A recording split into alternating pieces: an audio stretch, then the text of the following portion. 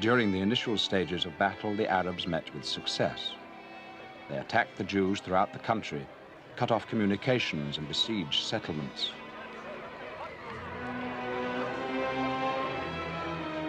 But it was Jewish Jerusalem which suffered the most. Every convoy that managed to reach the city had its toll of dead and wounded.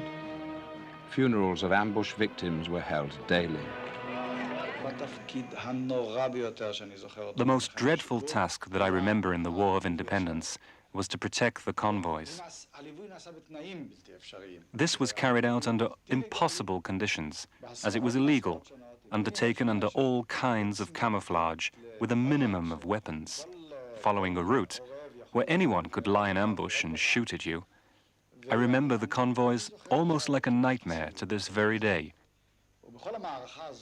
In this operation, we lost our best people, our finest men.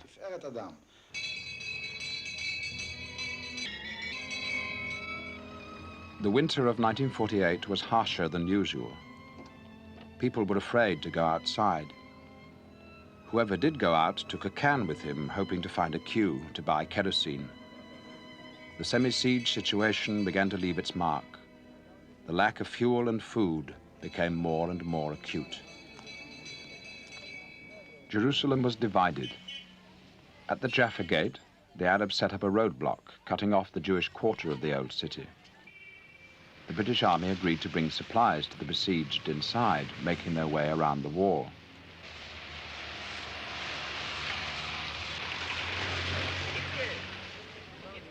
The British made certain to bring in only food. They did not hand over the supplies until they made sure that they contained no smuggled weapons or ammunition.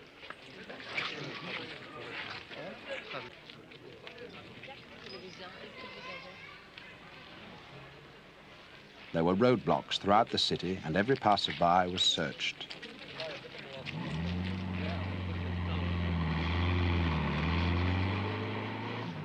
Despite this, the Arabs did succeed in penetrating Jewish neighborhoods.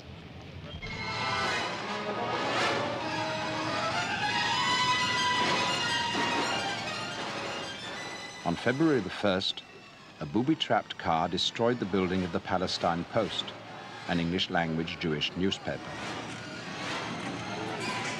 3 weeks later, Jewish Jerusalem was shaken once again by an explosion on Ben Yehuda Street in the center of the city. More than 50 bodies were pulled out of the rubble. This disaster, perpetrated by pro-Arab British deserters, intensified the crisis in Jewish-British relations.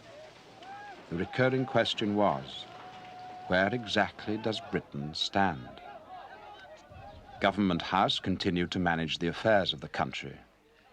However, the High Commissioner, Sir Alan Cunningham, complained that during the final months of his term of office, he was compelled to maintain control without a clear policy from London. Sir Alan therefore continued to go about his daily routine. In January 1948, he participated in a ceremonial bestowal of honors. This strange event took place while only a short distance away. The Arabs and Jews were killing each other, and as His Majesty's forces were observing the events from a standpoint of neutrality.